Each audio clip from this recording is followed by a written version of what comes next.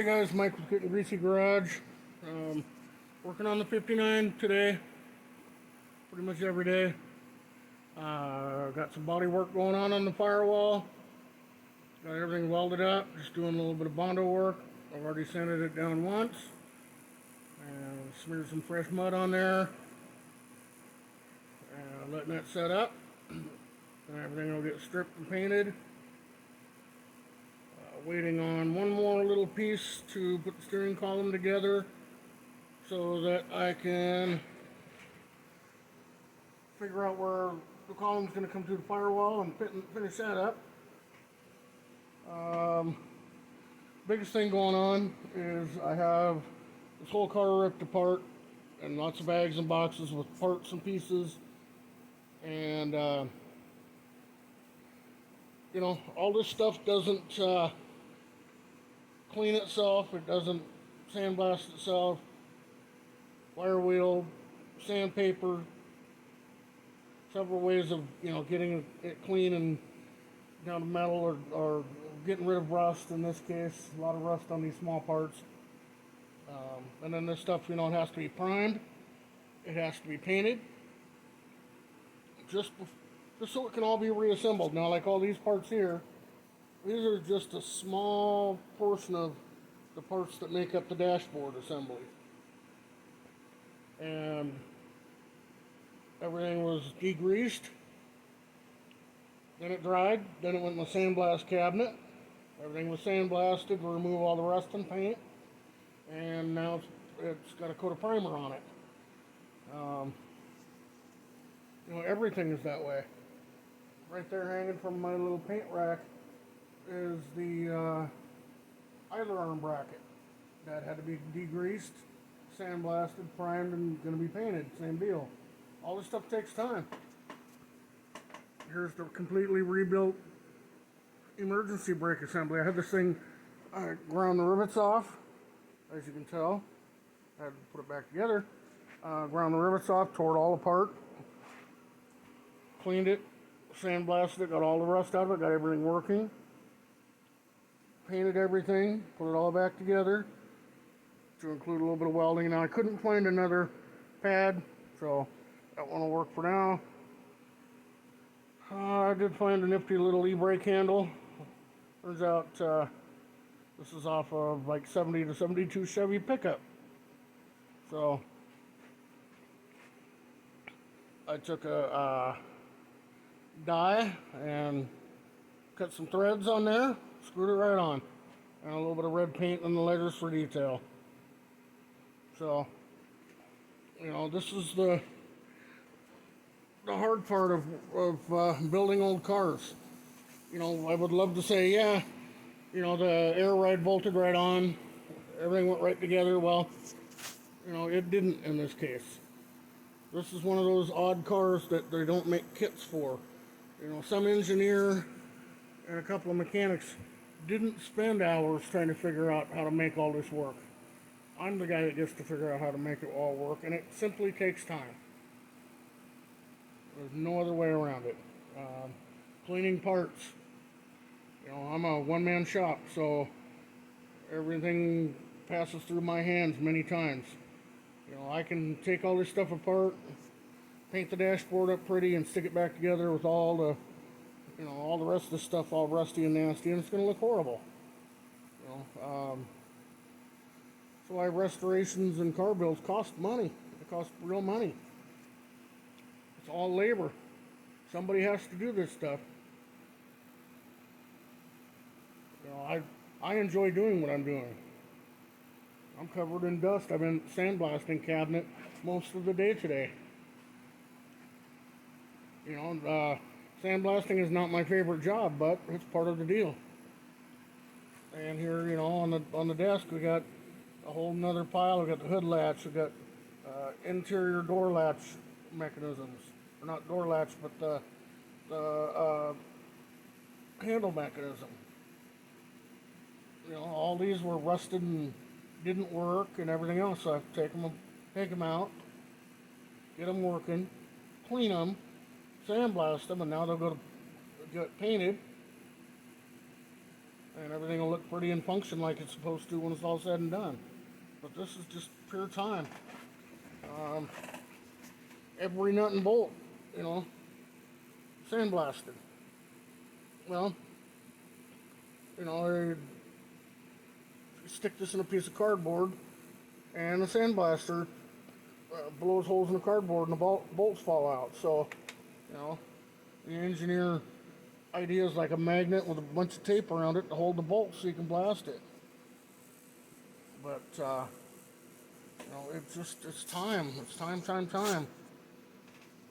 And you know, whether I'm building an engine or sandblasting bolts, time costs what time costs. I had somebody just the other day ask what it would cost to switch over a 66 Chevelle from a six-cylinder to either a small block Chev or an LS. And I said, well, it takes the time that it takes. What kind of job do you want? Do you just want an engine thrown in the hole and the thing runs and that's it? Do you want everything cleaned up, painted up, you know, looking nice? You know, I can build stuff cheap, even cheaper than I do anyway, and throw it together and it looks like shit, but it'll work. But that's not what I like to do. You know, in the end, all this time, it shows.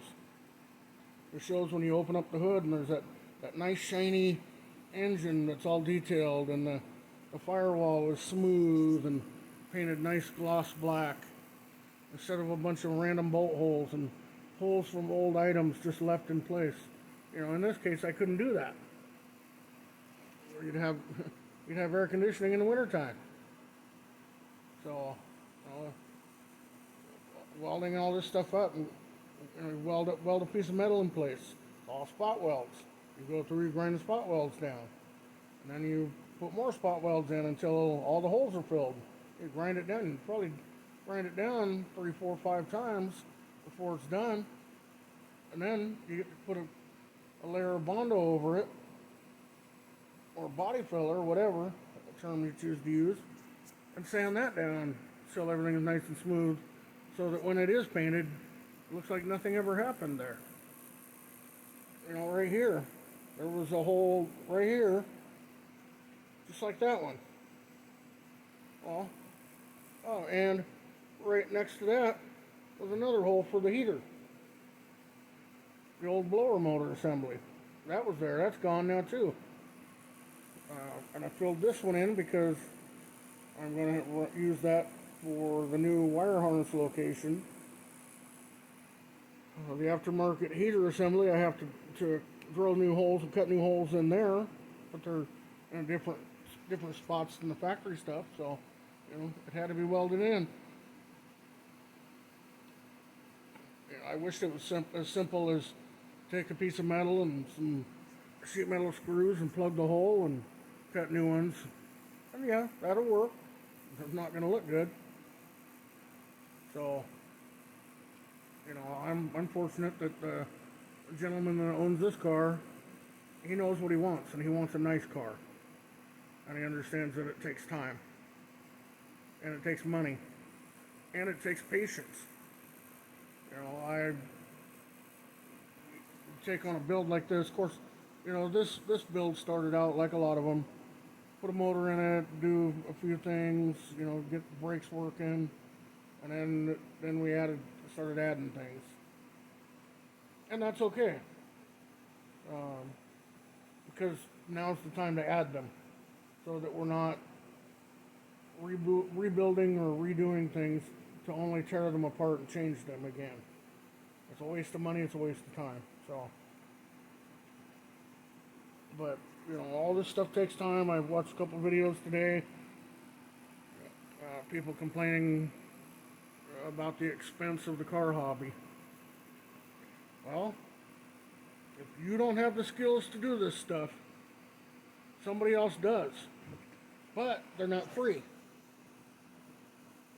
And oftentimes, Not always, but there's a fair price for everything. I charge what I believe is a fair price. And then there's other shops out there that I think charge way too much for what they do and their quality of work. That's simply my opinion on the matter. But, this stuff is all time. And for the end result to be a nice, driving, well handling, functioning car that doesn't break down every block and that is driven more than it spends time being worked on, this is what it takes. This is a 63-year-old car. Every single part in this car is used and worn out.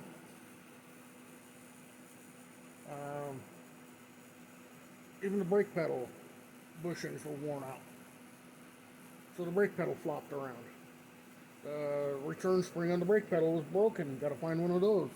And this being an oddball car, not everything's available. So it's got to be fabricated. Well, guess who that falls on? Me. So, when you hear the prices on some of this stuff, if you're a guy that does it yourself, just remember, your time is worth something. Even though you're building your own car, it's still hundreds and thousands of hours, depending on what you're doing, what kind of car you're working on. And then you get into the price of the parts. And, like everything else, nothing's free and nothing's cheap. So, like I say, I just kind of was thinking about that today and just want to touch on that. I'm kind of all over the place on this car right now. Don't really have anything to specific to show you guys. I want to rip the front end back apart and get all this stuff sandblasted, but I need the car sitting at right height right now. Finished up the lower links. I had to take a half an inch off of those, left the rods, and then re-thread them. I had to actually drill them a little deeper and thread them a little deeper, and the rods, the inserts that were used were dead-ended. They're a blind hole. So, this isn't a kit. This is a one-size-fits-all, and I get to make it fit. So, and until it fits exactly right and everything's going to function properly, I'm going to keep working on it. And once it's right, then and only then will it get installed. But these parts, I got these squared away today. I have to remove some brackets underneath. Still 2 more brackets that are in the way. Putting a 4-link in isn't just a matter of put the rear end in the right spot, stick all this stuff up there, brackets on the rear end, brackets on the frame, and weld everything in place. I have airbags to deal with. Where am I going to put them in this equation so they don't interfere with the operation of this 4-link suspension? I have 3-inch exhaust to think about later on in the build. Are they going to be able to put 3-inch exhaust over the rear end with a triangulated 4-link on airbags? And so that came into play, and I had to also change the angle of these these are the lower arms, but the upper arms I had to change the angle a little bit more. It'll still be triangulated, but I allowed some more room for the exhaust when that time comes. But that's all, that's design and engineering, and that's time too. Nobody knows everything. And this is a unusual car, not a common one to build, so I can't call up my buddy with a 69 Camaro and say, hey, what did you do on this part of the car? Sure, there's a couple of these cars on, excuse me, on YouTube, but Pole Barn Garage, they built the 59 Fairlane for his kid. They put a 390 in theirs. Well, these cars came with 352s and Y blocks and stuff, so it's a lot easier to deal with one of those. This car doesn't get that. It gets a 429. It's a 385 series, whole different ball game. Their car, to my knowledge, has stock suspension. This has some stock parts, and then you get into the whole air ride thing. So, anyway, guys, enough ramble out of me for now. Got this going on. Working on getting doors to operate because I've got to be in and out of this thing constantly, doing floorboards and stuff. So, I had to take the door latches and all the operating rods out and get everything prepared to shave the door handles off. As you can see, that's what it looks like with no door handles. And then I have to get the inside door latches operational so that the doors can be open and closed until the electric solenoids go in, but they're not going to go in until after the car's painted. So, all this stuff has to work up. The door latches had to be modified so that somebody wouldn't be able to just reach in here with a Slim Jim and pop the door open once all this is welded in. That stuff, I had to think about all that stuff. The way that you push the button on the original door lock, it just pushes a little flap. You can reach down, pop that with a piece of metal, and in you go. You can steal the car. So, but anyway, yeah, no door handles. Looks a lot cleaner. I just threw some tape over it and a little paint just to kind of see how it cleaned up. Excuse the fan noise, it's the heater. There's the dash. Getting all the parts, the rest of the small pieces cleaned up and ready to go.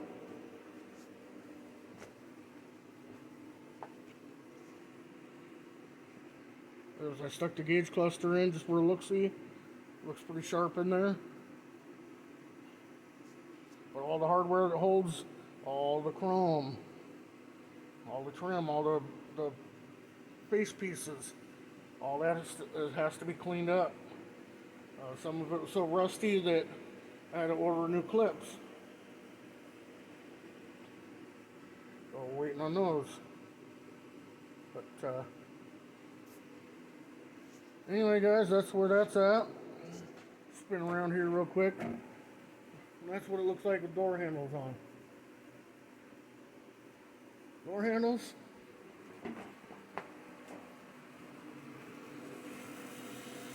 Or no door handles. I prefer no door handles. Anyway, guys, that's enough out of me. It's a long enough video. And I'm going to keep plugging away on it here. I'm sure happy to be in my new shop. It's not huge, but it's home. It's clean, or it's a warm, dry place. And for that, I'm grateful. Anyway, thanks for supporting the channel. And if you have any questions or comments, leave them down below. Like, share, and subscribe. If you're not subscribed, ring the bell for notifications. And we'll see you guys in the next one.